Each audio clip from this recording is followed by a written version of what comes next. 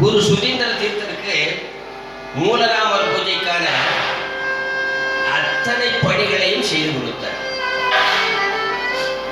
நாட்கள் சென்று கொண்டே இருந்தது. ஒரு நாள் குரு சுதீந்திர தீர்த்தர் வேங்கடநாதனை, வேங்கடநாதா பாப்பா,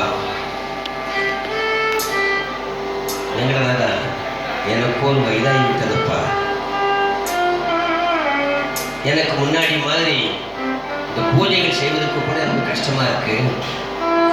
அதனால இந்த ஸ்ரீமடத்தினுடைய பொறுப்பை நீ ஏற்க வேண்டுமப்பா என்று சொன்னார். எனக்கு வேங்கடநாதன், சுவாமி சுவாமி என்ன சொல்லிவிட்டீர்கள் சுவாமி, என்ன சொல்லிவிட்டீர்கள்? நான் இல்லறத்தில் இருப்பவன், ஆஷா மாசங்களுக்கு உட்பட்டவர் சுவாமி.